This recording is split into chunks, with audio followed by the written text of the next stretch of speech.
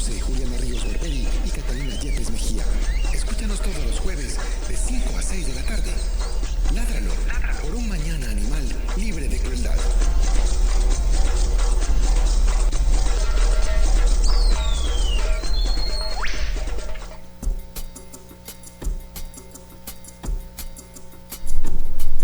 Muy buenas tardes para todos nuestros oyentes. Estamos en el programa número 90 de Ládralo, un programa de raya con el apoyo del Instituto Tecnológico Metropolitano dedicado a la vida y la protección de los animales. Mi nombre es Juliana Ríos Berberi y soy estudiante del 10º semestre de Ingeniería Biomédica y... Ay no, muchachos, no puedo creer que ya vaya a acabar la universidad. Ya, faltan 15 días. Pues o sea, esto vea, Day One.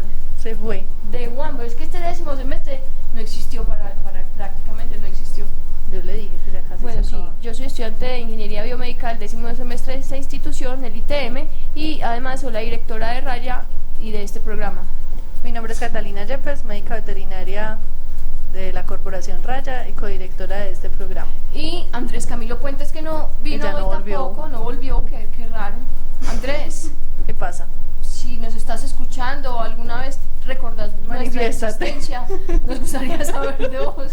Si nos estás escuchando, manifiéstate. Y a propósito, pues un caluroso saludo y grandes felicitaciones para Catalina Yepes y para todos los veterinarios, que ayer fue el Día de los Veterinarios, y obviamente para nosotros como entidad, pues el veterinario es nuestro aliado, es la persona que realiza, o cómo se dirá eso, sí, que pone los, que hace los sueños realidad, es la persona que ayuda a los animales técnicamente con todo ese conocimiento, y por eso desde Raya y desde Ládralo, y sé que desde el ITM vamos a felicitarlos a todos en su día. Bueno, un gran agradecimiento para Pilar Sepúlveda por la realización del programa, a Gretel Álvarez por los diseños y las piezas publicitarias del programa y además de todo, pues prácticamente todo lo otro de Raya, a José Julián Villa y a Carlos Pérez por la música de fondo, y al ITM por facilitarnos este espacio en el que estamos tratando de que todos ustedes conozcan un poco más de los animales y de la vida que nos rodea. Y toda la buena energía para Adelaida, una de nuestras voluntarias, Sí. que tiene un problema de salud actualmente, entonces que de todo corazón desde Raya la acompañamos porque es una gran amiga. Bueno, el día de hoy... Ay no, pero un momento. Vamos primero a hablar de un temita que me interesa mucho. Vamos con la noticia de la semana. Es momento de la noticia de la semana en Ládralo. Bueno, la noticia de la semana tiene que ver con un tema que a mí me produce sarpullido, que es la tauromaquia, pero afortunadamente las noticias son pues, relativamente positivas. La primera es que el ministro, es que sí, viste, vine a hacer ridículo porque ni me sé el nombre ni me sé nada. En fin, pero sí se sabe presentó un proyecto pues de ley para definitivamente prohibir la tauromaquia en nuestro país. Yo, siendo pues muy realista, yo creo que ese proyecto lo tumban, pero me parece mucho más importante la declaratoria de la Corte ayer, antier, que obliga al alcalde Peñalosa a que vuelva a empezar la consulta antitaurina en Bogotá. Yo creo que eso va a ser un paso importantísimo en la abolición de la tauromaquia en la capital colombiana, y de ahí eso se va a ir como bola de nieve. ¿Por qué? Porque es que esos espectáculos ya no tienen cabida en nuestro mundo. Muy bonitos fueron, les gustaba mucho, les hacía sentir muchas cosas, pero pues uno en la vida tiene que evolucionar, uno no se puede quedar pegado y menos de tradiciones arcaicas que no tienen ninguna fundamentación y que finalmente lo único que están sembrando es la violencia y la crueldad contra un animal indefenso que está ahí por circunstancias que pues ni se buscó ni nada. Entonces me parece muy importante esa iniciativa. Dice la noticia que en caso de ganar el sí, que sí siga la tauromaquia en Bogotá, pues que yo esperaría que eso no fuera el caso, pero en caso de que eso suceda, es obligación de todas maneras por parte del distrito de la alcaldía desmotivar y desincentivar pues ese espectáculo como tal. Entonces creo que es una gran noticia. Desde aquí va mi hurra para que eso se dé, porque ya, o sea, yo ya no tolero eso, pues eso ya me parece una alcahuetería y una falta de respeto con todo el mundo, que eso siga a pesar de que la mayoría de gente no quiere que sigan. Pues ya eso ni les debe dar tanta plata, ellos están a quiebra en todas partes, entonces que la bobada, porque siguen ahí patinando en eso, porque yo siempre me tengo que enojar cuando hablo de este tema. No puedo terminar calmadamente una conversación, pero no, esa es la noticia de la semana, muy bacana. En lo que pues la invitación es que la comunidad salga, que la sociedad salga y diga, vea, sí, estamos totalmente en contra de la tauromaquia, no queremos que esto suceda, vamos a estar ahora no vayan a decir, ay no, es que el otro sale, es que me dio pereza, es que yo no salí, pues porque no falta. Que irme para la finca. No, a ver, pues que es el momento de salir. Pero aquí les estaremos informando en qué va pues esa situación allá en Bogotá. Bueno, el día de hoy vamos a hablar con Elber Ledesma, ese apellido es muy difícil. Con Elber Ledesma, escaso, sí. Sobre todo lo que se denomina en este momento reservas del suroeste antioqueño, pues por ejemplo yo desconocía zona de nuestro departamento, para mí pues en mi caso, vamos a hablar de todo lo que implica ese término reserva y de qué animales y plantas, sí podría ser, que se están protegiendo allá en esas reservas y cuáles son esas connotaciones que se dan. Entonces Elber, muchísimas gracias por venir al programa, bienvenido. Muchas gracias a ustedes, pues muy contento aquí de tener la oportunidad de hablar pues de mi región y esperamos ilustrar un poco todo el tema de conservación que se viene desarrollando hace buen tiempo en el suroeste de Antioquia. Elber vino desde Jardín directamente para Ládralo, pues es directamente para nosotros, entonces vamos a aprovechar que está aquí para que nos cuente un poquito, pero antes de empezar el tema, cuéntanos primero quién es Elber, qué hace, a qué se dedica. Estás adelantándote a los hechos. ¿Qué pasó? Elber, aquí tenemos unas preguntas muy importantes en este programa. David, ¿los estaba omitiendo o no las estaba omitiendo? No, ya las iba a preguntar No, señora, después de que él dijera quién es. Vea solo que eso era lo primero aquí, Número 1. Elber, tenemos unas preguntas de rigor para todos nuestros invitados. ¿Cuáles son tus hobbies? ¿Mis hobbies? Sí. La conservación es un hobby porque yo afortunadamente estoy metido como en el tema, en el cuento, entonces me gusta mucho caminar, me gusta mucho también el ciclismo, compartir con gente chévere y agradable que hay en todas partes. ¿Y cuál fue la última película que te viste? Una película espectacular, se llama, me la vi anoche, se llama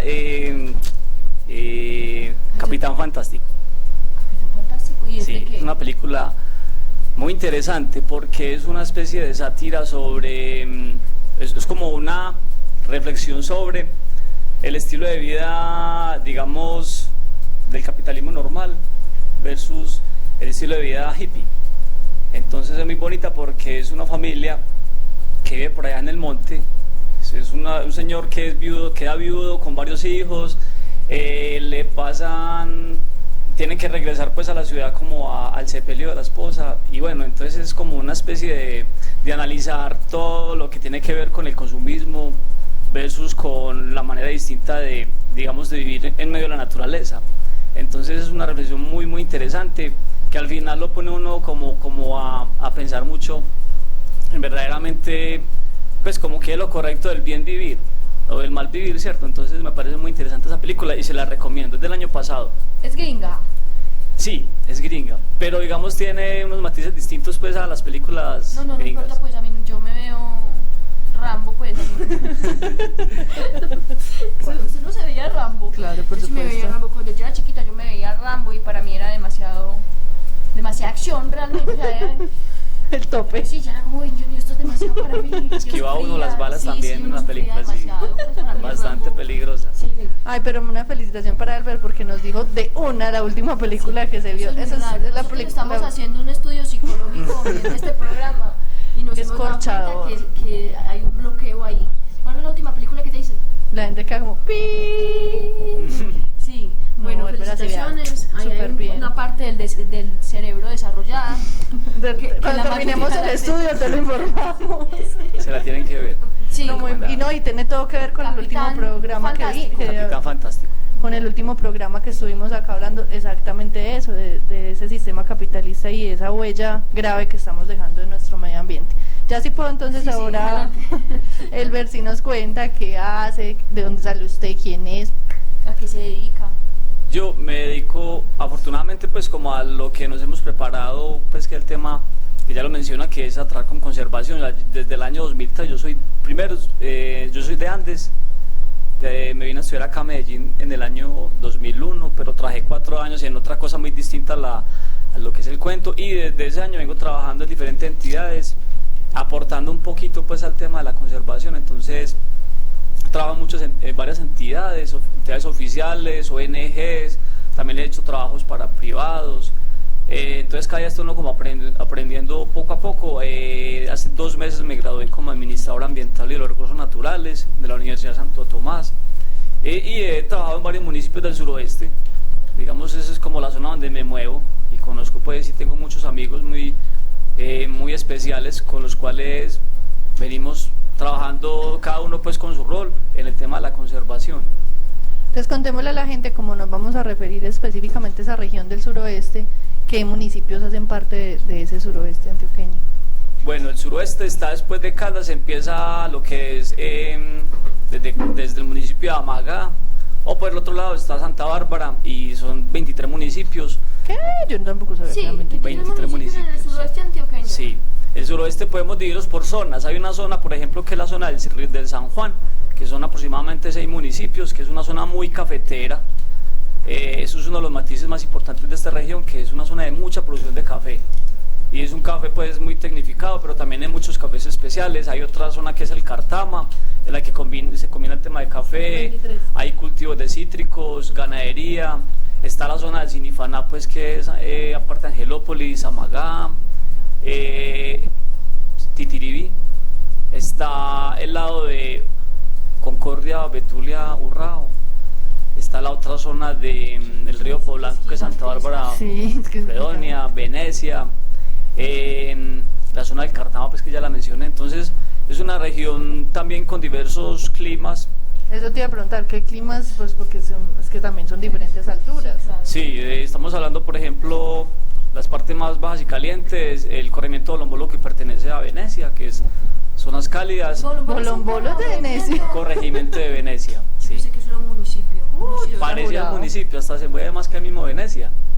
Hay corregimientos en el suroeste que se mueven demasiado y uno cree que son pueblos, claro, pero no, son corregimientos. Bolombolo era municipio. Y nos trepamos hasta el páramo, pues pasando por zonas de clima templado, que es donde está el café, por ejemplo, y ya lo que es la tierra fría, donde la gente es más cacheticolorada, pero es muy cálida en su forma de ser también. Entonces hay páramo, por ejemplo, y hay páramos en muchos municipios. Anecdótico que, por ejemplo, en Andes, yo soy de Andes y mucha gente no sabe que en Andes hay páramos, por ejemplo, en muchos de esos pueblos. Y pasa igualmente acá en el área metropolitana, donde se le preguntaba, ¿de dónde viene el agua? Viene de la Canilla, ¿cierto? Pero viene del páramo. ¿De dónde? El páramo de Santa Inés, se queda en Belmira. Entonces estos temas todavía siguen siendo muy poco conocidos, porque también, por ejemplo, el sureste es una tierra muy conservadora, muy tradicional, como muy arraigada pues a sus costumbres. Tiene digamos una imagen todavía muy de que está poco abierta a muchos temas que todavía. Ahorita toca el tema de la tauromaquia, esos temas, por ejemplo, mucha gente, ¿cierto?, les parece todavía que son muy normales, pero ya son otras épocas que poco a poco la gente va como cambiando el chip, como se dice. ¿Nosotros fuimos al páramo de qué? Belmira. Sí. Una vez después que fuimos a caminar por allá arriba. Felicitaciones, sí. Muy bonito. Yo, mi primer páramo en la vida que veía, el primero y único que he visto. Y me imagino que habrá unos mucho más espectaculares, pero para mí ese páramo fue demasiado hermoso.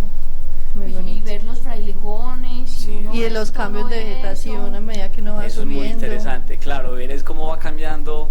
Y también se va uno agotando porque el aire, el oxígeno es más poco, pero va uno a revitalizarse. Sí, eso es un retiro espiritual, así sea de un día. Si usted llegue sin rodillas, pues muerto, la bajada. Sí. Eso se acaba a mí rodillas. La subida no, pero sí, la bajada. Esas rodillitas son ahí como un temblecito ahí como para los lados. Sí. Es una experiencia muy chévere, así que ojalá todos pudiéramos hacerla. Sí, es verdad. Bueno, sigan porque yo tengo una pregunta y no me ha podido salir porque estábamos hablando de los climas y se me fue la paloma. No, pues que yo nunca pensé que tuviera 23 municipios, es que es supremamente grande y variado, pues porque hay de todos las alturas. Sí, el suroeste principalmente es la cordillera occidental, y tiene parte en la Cordillera Central. Pues en la Cordillera Central son pocos municipios, Fredonia, Venecia, Santa Bárbara, pero para el otro lado, pues, digamos, está todo ese sistema cordillerano que viene desde el departamento de Caldas. Entonces, a propósito del tema de hoy, es importante como resaltar que varios municipios están ubicados en esa cordillera occidental, que es donde están como la mayor parte de los bosques que tienen el ecosistema de bosque altoandino y páramo, que de pronto ahorita explicaremos un poco más. Entonces ahí es como donde se mueve pues el tema de conservación de recursos naturales, porque hay unos municipios que sí realmente tienen, digamos, muy transformado ya su territorio. Hay municipios que están totalmente, por ejemplo, solicitados para minería. Hay municipios que son prácticamente un solo potrero. Ay, qué pesado. Sí, por ejemplo, La Pintada, Valparaíso, municipios ya muy ganaderos, pues, de mucho cultivo de cítrico. Muy impactados, sí. Entonces hay municipios que resaltan más que otros en cuanto a las áreas de bosque. Y bueno, sí, es un territorio muy diverso. Yo diría que el suroeste en parte se parece mucho como al eje cafetero. Incluso yo diría que el suroeste, lo que es la zona de producción cafetera, debe ser parte de lo que es el paisaje cultural cafetero, que también uno más o menos lo que conoce es una región también muy parecida y que tiene, digamos, un poco de temas tan interesantes, en el sentido de que, bueno, hay muchos cultivos, hay muchas vías, mucha infraestructura, pero también hay mucha, digamos, hay un manejo importante de las áreas de conservación, porque ahí es donde está el recurso más importante que es indispensable para la vida, que es el tema del agua. Entonces son temas que se van mezclando unos con otros, y podríamos decir que el suroeste todavía tiene mucho que conservar, a diferencia de otras regiones del suroeste, de Antioquia, que tienen problemas gravísimos de deforestación, de desertificación, de erosión del suelo, en fin, son muchas cosas, problemáticas ambientales muy delicadas que están pasando en Antioquia. Elber, ¿qué es una reserva? Pues uno ignorantemente se imagina que una reserva es una cosa que está cerrada, donde nadie puede entrar, y que eso es una cosa completamente intocable, aislada de todo, y allá no va a pasar nada malo y es como el cielo para las especies, ¿cierto? Pero realmente, ¿qué es una reserva? En términos técnicos de definición, ¿qué es una reserva? Bueno, en términos técnicos... Bueno, pero no me diga la norma. Ah, no, claro, no, hay una definición pues forma, pero el ejemplo más claro es como decir una motocicleta tiene el tanque de gasolina o un carro, y la reserva es que usted ya consume todo el combustible y llega a un punto en el que usted tiene que mover la llavecita y ponerla en la reserva. O sea, eso es lo último que queda. Mientras llega la bomba. Tiene que volver a tanquear, tiene que llegar a la bomba, volver a tanquear, porque si no nos quedamos varados. Pero nosotros no tenemos otra bomba, pues, para que sepan.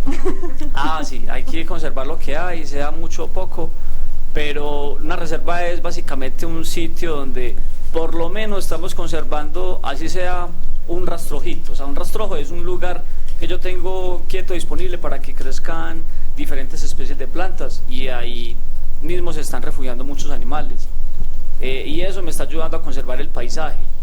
Entonces una reserva puede ser desde 1 hectárea o hasta 1 cuadra de rastrojo o monte, hasta el número de hectáreas pues que usted quiera tener. Entonces una reserva es muy importante porque también nos está proveyendo lo que conocemos como los servicios ambientales. Ya mencioné el tema del agua, pero ahorita estamos también con problemas de cambio climático. Entonces una reserva también nos ayuda a controlar el tema del clima. Una reserva estamos conservando la humedad, que al mismo tiempo está aportando, digamos, en su ciclo hídrico a regular esas fuentes de agua que también estamos utilizando. Ahí estamos conservando la biodiversidad, pues la genética. Estamos muchas veces también haciendo un uso de pronto de que estamos cosechando y produciendo alimentos. Entonces mire que una reserva, así sea la más pequeña, tiene toda una cantidad de beneficios para nosotros. Yo tengo una pregunta. Uno siendo ahí como tales... Permítanme, yo termino para que me juzguen. Pues uno entonces asumiría que el único fin de una reserva es proveer un servicio que pueda beneficiar al ser humano en cualquier tema, pues, sea agua, o sea alimento, o sea cualquier cosa. Tiene que proveerle un servicio al humano para que sea reserva. Muy buena la pregunta. Yo diría que lo importante es la vida. Lo que pasa es que estamos en una, digamos, en un capitalismo que obliga a que todo tiene que tener un precio y tiene que tener un valor, y por eso también hablan de los bienes y los servicios ambientales, porque también es muy contradictorio que para poder conservar hay que tener como claro de manera económica cómo eso puede, cierto, acontribuir a la sociedad, y por eso meten pues como ciertos términos, pero prácticamente en la reserva conservamos la vida. Hay una teoría muy bonita que se llama Gaia, en la que dice que el planeta Tierra es un solo ser viviente, ¿cierto? Entonces así se va pues a una escala pues tan grande que es el planeta mismo. Entonces es muy contradictorio esos términos técnicos que van saliendo en esos temas, es unas veces difícil de comprenderlos, asimilarlos, y por eso yo entiendo cuando usted digamos hace como la pregunta. Sí. Lo que pasa es que a mí me parece muy raro porque y no pues no lo digo pues porque me estás diciendo, sino que es que siempre hay que buscarle a ver en qué beneficia para poder invertir, entonces, por ejemplo, es que bueno, es que la zarigüeya nos ayuda, no, a mí qué me importa que nos ayude, eso es un ser vivo que como tal, él solo, merece independiente vivir de todo, merece vivir, como es que porque me sirve en algo, que me puede beneficiar en algo, hay que justificar todo, como que hay que justificarlo a beneficio del ser humano, y a mí eso siempre me da mucha rabia, por eso reviro, pero no es por más. Reviramos todos y el unísono. Sí, exacto. Pero sí es, o sea, es la justificación de la que nosotros, que sí queremos a los seres vivos, pienso yo, y los defendemos, digamos que entre comillas nos aprovechamos un poquito de esa justificación para que los gobernantes o para que desde el Estado pueda invertir en este tipo de cosas. Es como una estrategia de mercadeo, por decirlo algo así. Así llegue una chichigua, pues. Sí, así sea lo que sea. Pues, pero sí, pasa así. Es una estrategia de mercadeo. Bueno, ¿hace cuánto aparecen estas, o cuándo inician estas reservas en el suroeste y por qué? Yo quisiera saber si uno decide, es que en esta zona vimos tantas plantas o tantas especies de animales, entonces las consideramos reserva, o simplemente, no, es que a mí me parece que aquí, ¿cómo se determina que esa zona va a ser reserva y por qué? Bueno, en Colombia sí existen, a partir de la legislación, hay que decir que existe un sistema nacional de áreas protegidas, y dentro de eso hay diferentes categorías o nombres técnicos para esas áreas, dependiendo pues de si son dos departamentos los que la comparten, si son municipios, o si es por ejemplo una iniciativa de una persona o de una organización. O sea, privado pues como... Sí, yo tengo varios amigos que tienen su finca en X vereda de X municipio y tienen un pedacito de monte, ya esa es mi reserva. Y hay casos en los que ya son áreas muy grandes, por ejemplo el Parque Las Orquídeas, que es el Parque Nacional Natural, el único que tenemos, de los pocos que tenemos en Antioquia, que tiene 32.000 hectáreas, por ejemplo. ¿Dónde queda ese? Ese queda en Urrao, Abriaquí y Frontino, por ejemplo. Ese fue creado en el año 1973. Entonces digamos eso es como el año en el que tenemos referencia de que empieza a hablarse el tema de áreas protegidas en el suroeste, en el suroeste, digamos de áreas desprotegidas, porque una cosa también es declararlas en el papel, pero otra cosa es hacer la gestión y que sean efectivas. Eso es bien complicado. Entonces hay también una figura muy interesante que son las reservas de la sociedad civil, que no solamente en el sureste sino en otras regiones se han hecho unos trabajos muy interesantes de personas que se juntan con el vecino, con otros dueños de predios, y juntan sus montecitos y eso conforma un bosque más grande y dice... Una reservita más grandecita, una sumatoria de reservitas. Y si miramos acá cerca del área metropolitana, por ejemplo por la de acá de Santa Elena, si miramos para el oriente antioqueño, hay una cantidad de personas que hace mucho tiempo, por iniciativa propia, vienen haciendo conservación y trabajo comunitario, que eso es bien interesante. Sí, porque no es solamente delimitar un pedazo de tierra, sino que además es un trabajo paralelo de educación y concientización en los linderos de y protección, pues, y de todo. Tejido social. Exacto. Es que un área de conservación o una reserva en este caso básicamente tiene que cumplir tres cosas. Primero, conservación como tal, o sea, yo tengo un monte o un rastrojo y lo voy a cuidar. Otra cosa es, yo puedo hacer un manejo sostenible, o sea, no todo ese predio, toda esa área es monte, sino que también tengo otra parte donde puedo hacer cultivos, pero entonces esos cultivos, la idea es hacerlos bien, o sea, no utilizar tanto químico, si tengo potreros, combinarlo con árboles, si tengo un cultivo, combinarlo también con árboles. Existen diferentes sistemas, e incluso el tema de la permacultura, el tema de la producción orgánica. Pero otra cosa muy importante que ya lo dijiste vos, Juliana, es cómo hacer tejido social desde esa área para con los vecinos. Eso es muy importante porque ahí donde está como el reto de la conservación actualmente, o sea, es que todo el mundo se apropie de estos temas y que entienda que es que son necesarios para, pues, para la supervivencia. Mire todos los temas, el tema, por ejemplo, que tiene ahorita Medellín con la contaminación ambiental, eso también tiene partes de ahí, o sea, qué tanto vamos avanzando a la montaña con comiéndonos todo y qué vamos a tener dentro de X años. Entonces es una reflexión también que es obligatoria desde todos los, digamos, desde todos los niveles locales y regionales. Elber, ¿cuántas? Perdóneme, Catalina, usted está diciendo que tenía que tener 3 condiciones: la conservación o preservación. El manejo sostenible, el tema de cultivos, todo eso. ¿Cuál era la otra? El tejido social, el trabajo que se hace con... El que vos misma dijiste. Sí, y eso es muy importante porque, por ejemplo, los parques nacionales naturales que son administrados por el ministerio tienen un problema hace mucho tiempo, problema, entre comillas, problema, eso ya depende cómo lo miren, que hay gente dentro de esos parques, o sea, en muchos de ellos viven comunidades indígenas, ancestrales, comunidades negras, pero también viven muchos colonos que han ido invadiendo muchos esos parques. Entonces, ¿qué le tocó al ministerio? Por ejemplo, meterse en la política de la conservación social, o sea, meter a la gente o sea, porque sacarlos de allá también es muy difícil, estamos en un país totalmente con muchos problemas sociales y bueno, eso es un problema también económico, bueno, sacar a esas personas, pero ¿para dónde? Hay entonces que ser un aliado y mirar cómo seguir conservando lo que está, pero también involucrando a todas esas comunidades. Eso es un tema que hagan parte del proceso muy también. Nuevo en Colombia, claro, que hagan parte de todos esos procesos.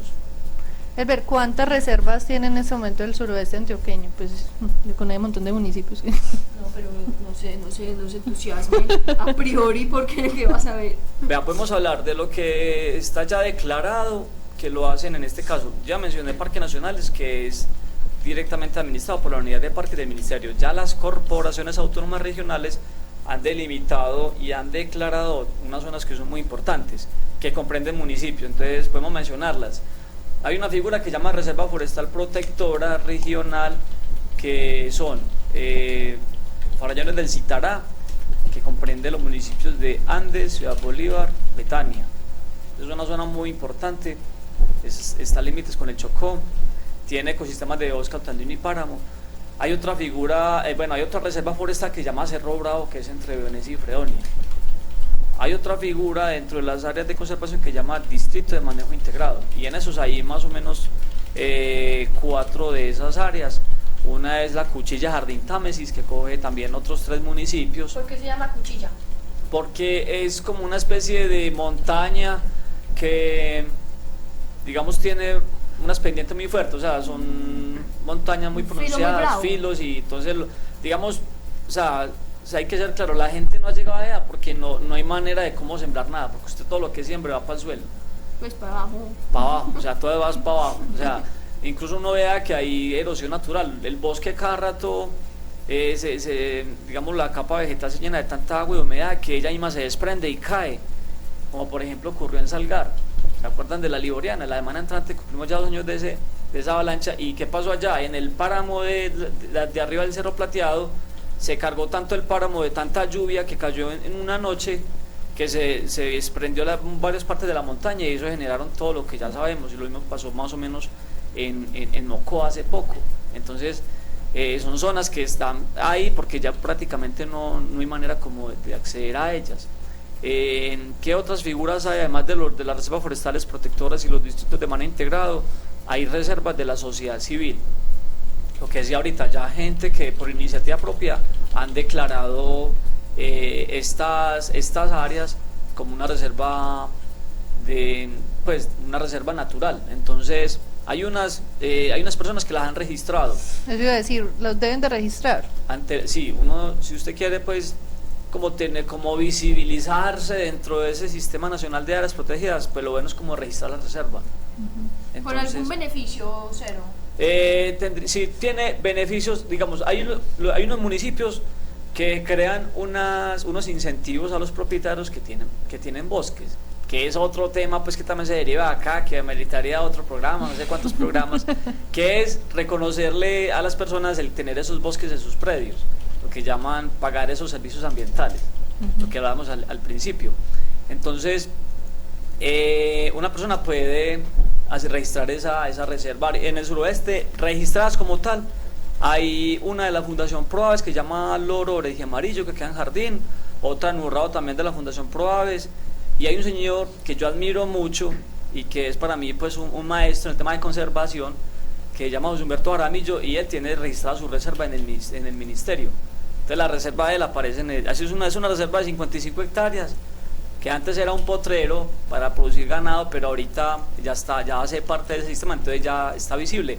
¿Qué beneficios también puede traer? Bueno, si el municipio tiene esos incentivos tributarios de rebajar el impuesto predial, de que le den una exoneración pues económica, que mensualmente se le pueda pagar por X cantidad de bosques, como lo están haciendo en algunos municipios del oriente antioqueño, y que ya pues también en la jurisdicción de Corantioquia lo van a empezar a implementar. Eso es como una especie de alivio para esos propietarios, porque no tienen ningún otro reconocimiento, pero también puede tener voz y voto en algún proyecto que pueda ir en contravía de lo que él está conservando. Por ejemplo, si yo tengo una reserva, el caso de la reserva con la que yo trabajo, la Fundación Colibrí, que es donde yo ahorita estoy, tenemos una reserva muy interesante que se llama La Mesenia Paramillo. Hay un proyecto de querer hacer una carretera que cruce la reserva desde Jardín hasta el municipio de Mistrató, y eso, digamos, es muy delicado porque pasaría por toda la noción del nacimiento del río San Juan y el río San Juan Bravo. Entonces, y además de eso, está atropellando el bosque altoandino y está atropellando el tema de la conservación de un poco de especies que viven allí. Entonces, la persona que registra su reserva también tiene, pues, se visibiliza más, y tiene digamos, la salvedad de que puede tener voz y voto en ese tipo de proyectos pues que puedan afectarlo a él y a toda la comunidad.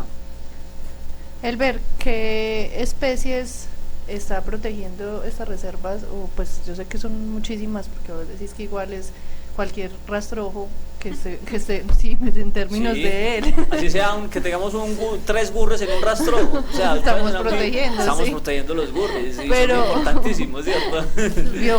pero es que esto sonó muy extraño, Catalina. Si estamos protegiendo un rastrojo de mí. ¿Qué especies principalmente estamos protegiendo en estas reservas es que estamos, yo ya me incluí, sí, protegiendo en estas reservas del suroeste? Pues sí, porque estamos, por ejemplo, el oso polar lo estamos protegiendo, así no íbamos en el polo, eso es muy curioso decirlo así, pero en el suroeste, digamos, hay unas especies que son emblemáticas. Yo diría que para mí la más importante, que si conservamos esa especie, conservamos todo, es el oso de anteojos, pues lo que llamamos el oso andino. Es una especie fundamental para los bosques altoandinos, porque el oso cumple muchas funciones ecológicas, entre ellas distribuir las semillas que después van a crecer y que son árboles, ¿cierto?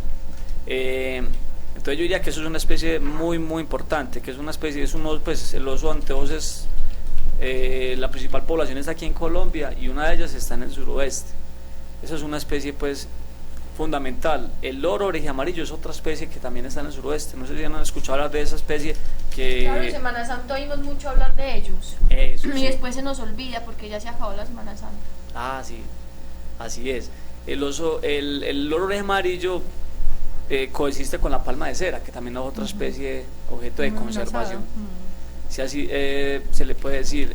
Hay un colibrí que se llama el colibrí del sol, que fue descrito en el páramo de Urrao, el Coelígena orina, perdón el nombre científico. Y hay unas especies de árboles que son muy raros, que solamente están en ciertos municipios y que los conocemos comúnmente como gallinazos de monte, por ejemplo. Hay muchas orquídeas, diversidad de orquídeas, porque estamos hablando principalmente de ecosistemas de montaña que tienen mucha diversidad de estas especies. En algunas partes también está la nutria, lo que es en un clima cálido. Básicamente yo diría como esas especies que están como distribuidas en el páramo. En los páramos también es un ecosistema importantísimo, que valga la pena decir que hay que conservarlo todo completo, que también le hemos puesto mucho cuidado en los últimos años pues desde el Estado, que están aportando para la conservación de los páramos. Ahí habitan los frailejones, entonces son como las especies insignias, básicamente como esas. Hablemos un poquito entonces acerca del oso, pues contémosle un poquito a la gente cuál es la forma de vida de ese oso andino, de qué se alimenta, cómo viven, ¿Qué reportes tienen? Reportes, sí hay muchos reportes. El oso es una especie, bueno, él pertenece al grupo de los carnívoros, pero en general, digamos, tenemos que decir que es omnívoro, o sea, se alimenta de muchas cosas. Podemos decir que entre el 90 y el 95% de la dieta del oso es frugívora y pues come semilla, le gusta mucho la miel y poca carne. Incluso el oso es más bien carroñero, el oso es más bien de tendencia a la carroña. Él le gusta, incluso al oso le pasa como le pasaba a don Ramón en el Chavo, ¿cierto? Que la culpa era del Chavo y después llega doña Florinda a cascar a don Ramón, y es porque el puma muchas veces es el que llega a atacar el ganado. Es otra especie que se me olvidó ahorita, el puma. Entonces después pasa el oso, encuentra ahí los restigos y lo ven ahí con las manos en la masa, este fue. Entonces muchas veces también los cazadores arman sus combos, pues como se dice, sus salidas pues entre varios a buscar osos. Y por ejemplo en el año 2008 pues ocurrió la muerte de un oso en jardín, y muchas veces se matan muchos osos, pero pues esos datos no se conocen. Entonces la cacería es también como un problema que todavía está en el suroeste y que se ha tratado de controlar un poco, pero eso ha afectado mucho al oso. Los osos, digamos, necesitan mucho territorio. Se dice que un solo individuo requiere por lo menos 500 hectáreas. Un oso es... Tan exigente. Sí, bastante. Puede exigir lo que se le dé la gana. Es el patrón. Ese es el patrón. Esa es la escuela Tan cúspide de la hermoso. conservación. El oso, los machos pueden llegar a pesar 180 kilogramos. Las hembras son más pequeñas. Las hembras tienen crías por ahí cada 2 o 3 años, máximo Es que 1 la a 3 reproducción crías. también. O sea que la tasa de natalidad de esta especie es muy baja. Los Elber, ¿y osos, saben cuántos individuos hay en esta zona? ¿Se conoce un número estimado de individuos? eso es bastante complicado y necesitamos hacer investigación. Yo ahí sí resalto que hay una fundación que se llama Fundación WI, que ellos son los que han hecho mucho trabajo. WI es oso en emberá. Eso significa W-I-I, con 2 I. Pero es el mismo aparato que no juega. Ah, sí, Como un video, sí. un videojuego. La Fundación WI ha ¿Será que hecho... ellos ya le pagaron a los Embairá el derecho para utilizar ese nombre? Deberían sé. de ser Deberíamos de hacer una reclamadas. demanda bien Podría ser, Para podría invertir ser. en las reservas del oso, Ah. ahí está. Entonces la mayor, digamos, la fuente, el sitio donde más osos hay es en el Parque Las Orquídeas, o sea, lo que es la zona de Burrao, esa parte, algunas partes de los Farallones. Lo que pasa es que hay un problema muy grave con lo del oso, y es que los corredores por donde se mueve, un corredor es pues un sitio, es un área grande por donde se mueven los animales y también las plantas. ¿Y por qué, Las aves. se mueven por ahí? ¿Qué hay por ahí de bueno? Agua. Hay bosque y hay páramo. Ah, pero no son pues como unos caminos que ellos cogen, sino pues un territorio. Es una área... ruta, ¿cierto? Digamos, toda lo que es la zona de los Farallones del Citará, que comprende 3 municipios, eso al mismo tiempo, ahí no hay límites políticos, sino que las especies se mueven por ahí, incluso se voltean al otro lado para el Chocó, Carmen de Atrato, Mistrato Risaralda. Entonces eso es todo un territorio muy grande.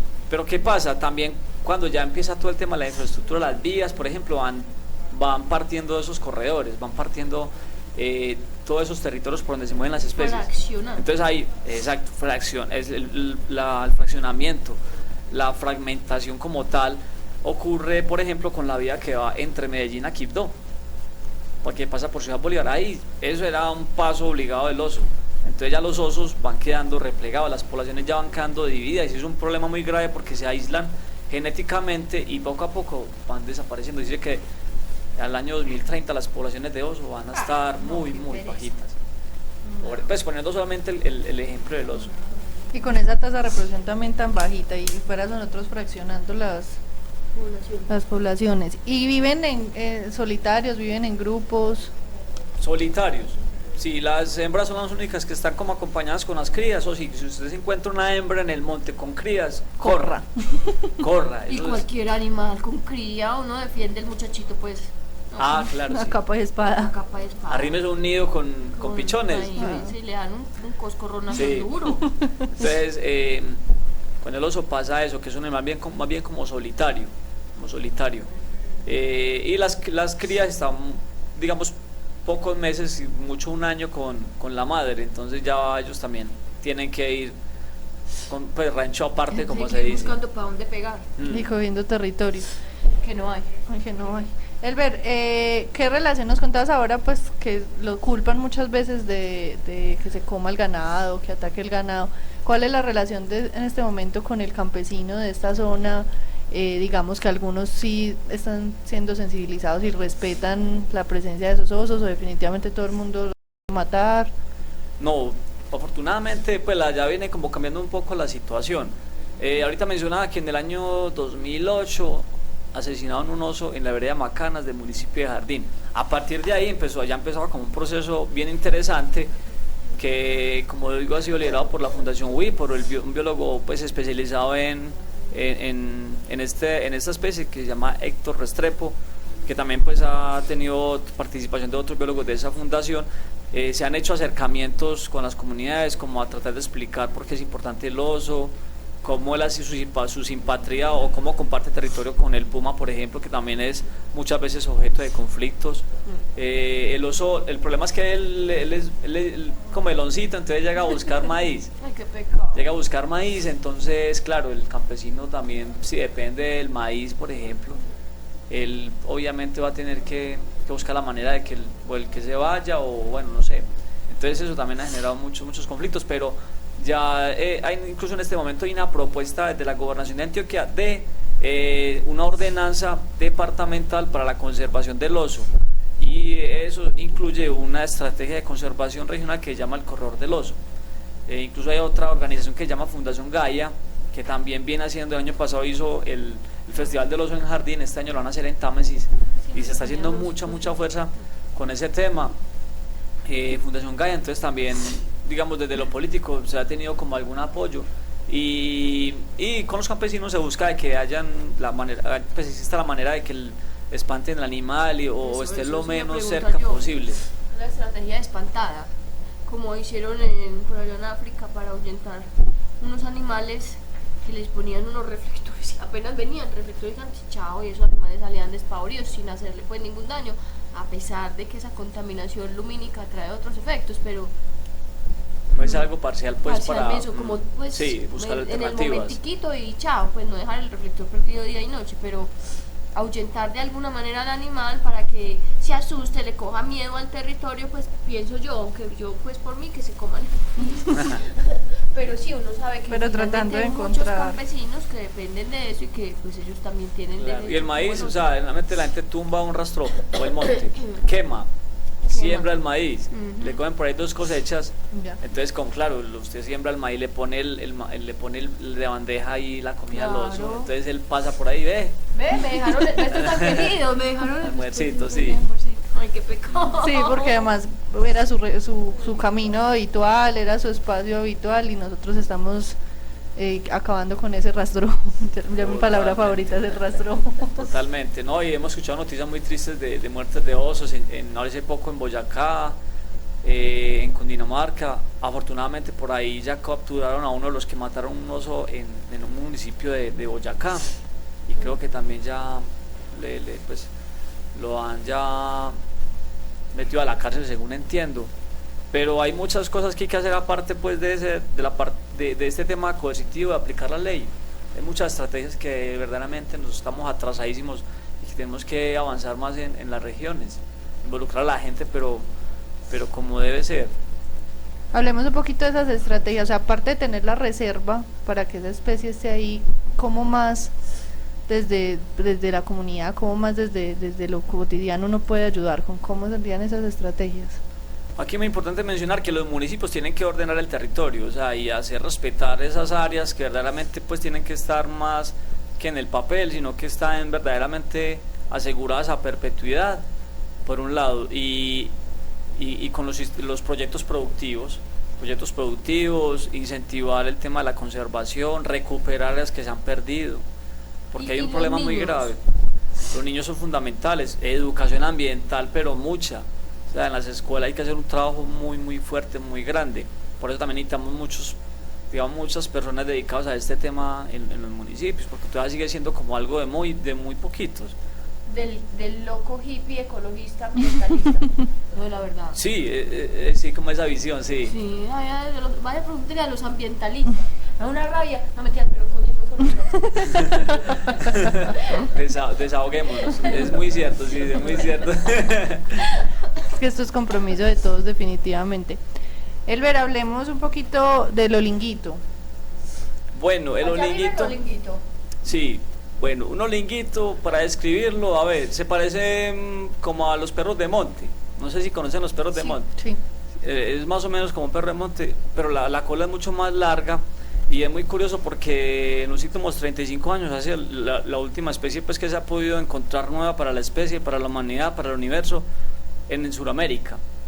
Es una especie también de la familia pues de los perros de monte, es un prosiónido, así se llama la familia, y solamente está en Ecuador y en Colombia.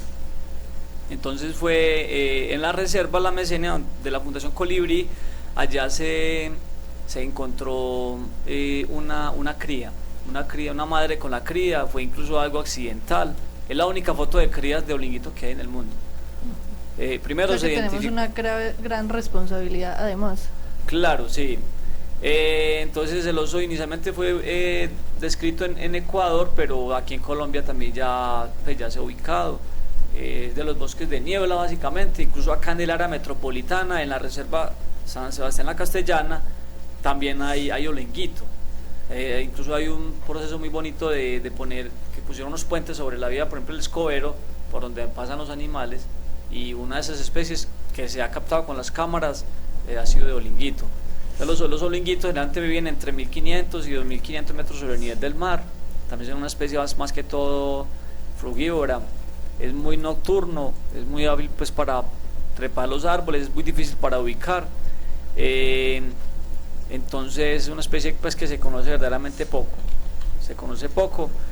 y hay unas zonas donde está pues trabajando para su conservación. Una de ellas es en la reserva La Mesenia Paramillo, por ejemplo, en el suroeste. Ese olinguito, pues entiendo yo que mucha gente ya lo había visto, pero que nunca pues como que se había reportado la cosa, ¿o me estoy mintiendo? Sí, lo que pasa es que lo estaban confundiendo con otra especie. Sí. Incluso hubo en un zoológico tenían un espécimen y nunca se reprodujo, pero entonces resulta que en una universidad de Estados Unidos, donde está uno de los museos de mamíferos más grandes del mundo, un señor de apellido Elgen fue el que le parecía muy curioso pues que había visto unos huesos de muy raros en unas muestras que llegaban al museo. Entonces él lideró pues como la expedición, fueron a Ecuador y exactamente vieron que era una especie distinta. Entonces, por ejemplo, ese que tuvieron tantos años en ese zoológico nunca se reprodujo porque era otra especie. Entonces accidentalmente llegaron a la conclusión de que era algo nuevo. Entonces verdaderamente así fue como que empezó pues el tema del olinguito como tal. Pero ese olinguito es muy tierno. Uno Sí, lo ve es y muy dice que bonito. belleza, pues como para estriparle los cachetes, no. La verdad es que Genera mucha, sí. sí. Pero no lo hagan pues, eso es, pues uno lo ve y dice que bueno estriparle los cachetes, pero no es necesario, pues uno puede vivir sin estriparle los cachetes a los animales. Sin tenerlo en la casa, Sin se tenerlo queda en la allá en el casa, bosque. se queda allá, ya vive bueno, pasa bueno, disfruta, y uno también aquí en su casa, porque como ya hemos dicho muchas veces en este programa, además de que tener fauna silvestre es un delito, es un encarte. Entonces por favor no tenga fauna silvestre. Elber, hablemos un poquito acerca del turismo en esta zona. O sea, estas reservas son abiertas al público, no son abiertas al público. El turismo puede incluso por un lado beneficiar o por otro afectar estas reservas de conservación. Muy buena pregunta. Es que el tema del turismo hay que también ponerle mucho cuidado porque puede ser contraproducente. Exacto. Sí, incluso a nivel mundial hay muchas zonas que el turismo ha traído, sí puede generar, por un lado puede traer muchos beneficios económicos a los países. El caso, por ejemplo, la ornitología como tal es una gran oportunidad en este momento con el tema del posconflicto, pero si no se manejan muchas cosas relacionadas con los sitios, el tema de cuántas personas pueden visitar un sitio, qué tipo de turistas se van a llevar, cosas así, ¿Qué puede ser un límites problema. tienen? Yo pongo el caso del municipio de Jardín. Jardín hace poco fue certificado como municipio, digamos, en el tema del turismo como tal, pero sin embargo tiene problemas. En este momento hay un sitio que se llama la Cueva del Esplendor, donde está cerrado en este momento. ¿Por qué? Porque no se ha hecho un control a esa capacidad de carga de los sitios. Hay otros sitios donde se han generado, digamos, incendios. En el páramo de Sol una vez, hace por ahí unos 10 años, se quemaron más de 100 hectáreas de páramo. Yo recuerdo eso. Fue muy triste. Y en este momento todavía no se acaba de recuperar el páramo, pasarán muchos años. Entonces el ecoturismo tiene que ser llevado de una manera muy responsable. Los municipios tienen que hacer unas acciones muy grandes, unos planes muy bien jalados y que verdaderamente se haga un control de eso, porque también vemos que todo el mundo quiere ser guía y hay de guías a guías, y usted también tiene que tener un aseguramiento, tiene que ofrecer un hospedaje pues como lo más mínimo posible a esa persona, a ese grupo de personas. Entonces veo que el ecoturismo pues es una gran oportunidad para estos municipios, pero tiene que estar todo muy bien articulado. Por ejemplo, hace poco viene la polémica con los parques nacionales, de que ya se puedan montar hoteles y cosas así en un parque nacional, pero no podemos olvidar que son zonas para conservar, para proteger la vida. Entonces no es para ir a hacer un turismo de sancocho, de olla, no, eso tiene que ser otro cuento. Entonces es un espacio de educación ambiental, de despertar eso que ya hemos perdido. Pero es que lo que está perdido, yo creo que ya se perdió para siempre, porque el ser humano está tan desligado de la naturaleza en todos los aspectos. Lo hablábamos nada más la clase pasada, iba a decir. La clase pasada en Ládralo, lo hablábamos nada más de la desconexión tan impresionante que existe entre nuestra vida, de nosotros, de nosotros con el resto de la vida. Con la alimentación. Ya nosotros no sabemos qué es el alimento que nos comemos. Vamos a la tienda y compramos un paquete de papitas, lo destapamos, nos lo comemos, o va allí a la cosa de comida rápida, pero hay una desconexión total, por ejemplo, con eso tan básico que es la alimentación. Entonces por eso yo digo que lo que ya está perdido ya está, pero pues obvio no, uno debe ser optimista en la vida, pero yo por ejemplo no lo limitaría solo al ecoturismo Elbe, porque yo veo que todos los turistas, por lo menos que van a partes naturales como playas, cosas así, o a cualquier parte, pues el turista va siempre atropellando y siempre dejando huella. Usted por donde vea que haya huella humana, es notable que ahí hubo pues alguien, ¿sí me entiende?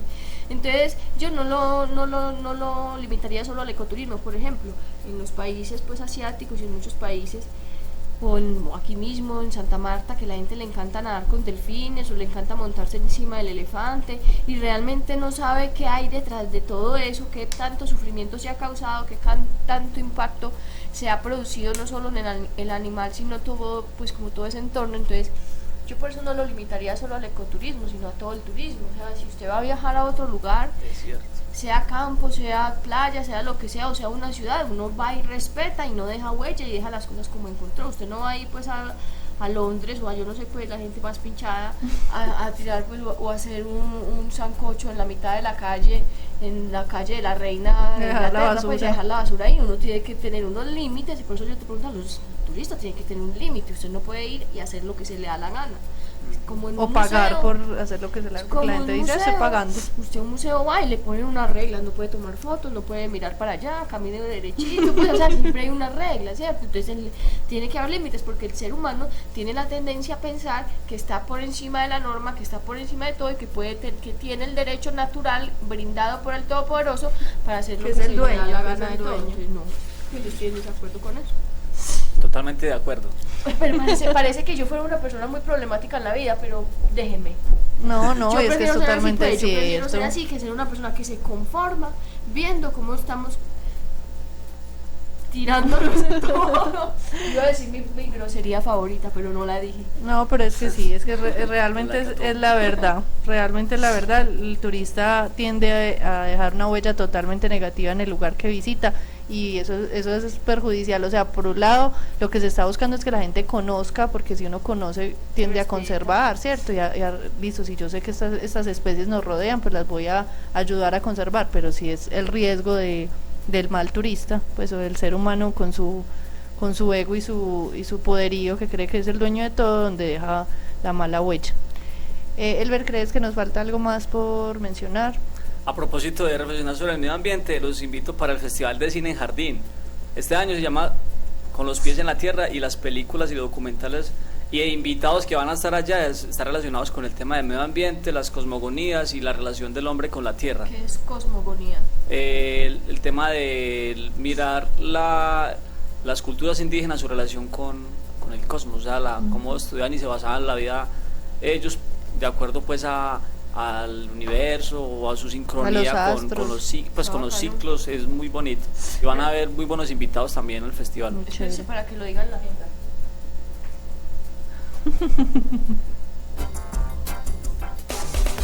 Eventos, campañas, jornadas de vacunación, esterilizaciones, encuentros, conferencias. Todo en la agenda de la semana en Ládralo. Ahora sí, Elber, digamos, ¿cuándo es? ¿Cómo? Todo. Es un evento de la Corporación Antioquia Audiovisual que del año pasado empezaron con un primer festival y este año va a ser el segundo, entre el 20 de julio y el 23, o sea, de jueves, ¿cierto? Es un jueves, el 20 de julio. No, pero si estás esperando, pues que yo en mi memoria... Creo que sí. Yo nací en 1984, el 4 de marzo, ¿qué día fue? Martes. Sí, es muy interesante porque, por ejemplo, está invitada Brigitte Baptiste, que es la directora del Instituto Humboldt, Watt Davis, que es un gran etnólogo de los más reconocidos a nivel mundial, y va a estar el Mamo Ramón Gil, por ejemplo. Y van a ver unas películas y unas proyecciones dedicadas al tema de la tierra, pues desde la cosmogonía, desde el medio ambiente. Entonces también es un momento para invitar a la gente, los que conocen Jardín, volver. Jardín es muy bonito. A los que no lo conocen, lo conozcan. Y también de todo el tema de la riqueza pues que tiene este territorio. Ahorita tenemos unos problemas graves con el tema de minería. Hablemos de eso. Que así se puede. Sí, claro.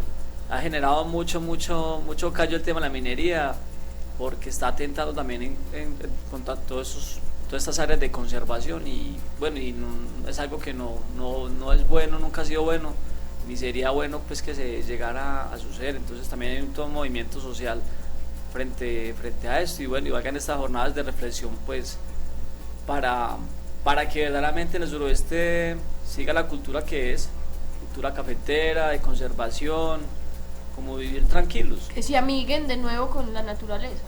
Amiguis de la naturaleza, exactamente. Amiguis. Vamos todos para allá, por favor. Parceros de la conservación, parceros de la conservación. Eso está mejor, eso está mejor. Sí, porque yo realmente lo dije amiguis, pues. Amiguen. Ay, no, es que ya está congestionadita. Elber, muchas gracias. No, pero espérese que me falta la agenda de la semana. Perdón. Catalina, pero es que mira la hora. Sí, permítame, ya voy a terminar. Para el día de mañana, María, para el día de mañana tenemos en la semana de la adopción que está realizando La Perla. Pueden ir al punto que van a tener de adopciones en Premium Plaza. Pues yo creo que todo el mundo sabe dónde queda Premium Plaza. Premium Plaza, en la Avenida del Poblado. En la 30 con la Avenida del Poblado. A las 11:30 de la mañana hasta las 7:30 de la noche. Y mañana también en el Viva Laureles, de ahí de la 80. Donde queda el éxito de Laureles. Ahí gracias, correspondiente. Ahí desde las 11 hasta las 8 de la noche. Además va a haber una jornada de implantación de microchip desde las 8:30 de la mañana hasta las 3 de la tarde en la UBA La Armonía, carrera 36, número 8498, barrio El Jardín, en Manrique. Recuerden que las jornadas de implantación de microchip son completamente gratis. El microchip es un sistema de registro que permite que en caso de encontrar, perder o que alguien encuentre a su animal, lo pueda leer a través de un lector, la información que tiene el chip almacenada, y pueda saber a quién le pertenece, y pues posibilitar que se le devuelva a su propietario. Entonces mañana va a haber, es gratuito, se reparten 80 fichos, debe llegar temprano, debe llevar fotocopia de la cédula, fotocopia de los servicios públicos de Medellín, y es completamente gratis, repito. Entonces tienen esos 3 eventos para mañana. Recuerden que la adopción es un acto de amor. Si usted no está seguro de querer pasar 15, 16 o 17 años de vida con un animal, no lo haga, no compre, no haga esas cosas, pues usted se va a encartar y va a terminar abandonando un animal que ya de por sí es malo, pues, pero eso trae otras implicaciones. Pero si no está preparado, no lo haga. Pero si usted de verdad quiere un animalito, quiere compartir la vida con un animal, por favor adopten La Perla, que tienen muchos miles de animales que están buscando un hogar y seguramente allá va a encontrar el perfecto para usted. Entonces anímese a adoptar mañana en Premium Plaza y viva Laureles. Elber, muchísimas gracias. Ahora sí puedes despedir. Elber, muchas gracias. Muchísimas A gracias ustedes, por a haber ustedes. venido al programa. Las puertas de Ladra lo están abiertas cuando quieras difundir alguno de tus conocimientos con nuestros oyentes. Y muchas gracias y bienvenido cuando quiera. No, a ustedes, y los invito para que conozcan la reserva Medicina Paramillo en Jardín. Muchas Ya gracias. estaremos a la orden. Gracias. Muchas gracias. A todos nuestros oyentes, pues muchas gracias por habernos escuchado y el próximo jueves volveremos a estar aquí en otro programa Ládralo para quienes queremos y protegemos a los animales. ¡Chao! Chao. Un programa del Instituto Tecnológico Metropolitano y la Corporación Raya, dedicado a la vida y la protección de los animales. Dirige y conduce Juliana Ríos Berberi y Catalina Yepes Mejía. Escúchanos todos los jueves de 5 a 6 de la tarde. Ládralo, por un mañana animal libre de crueldad.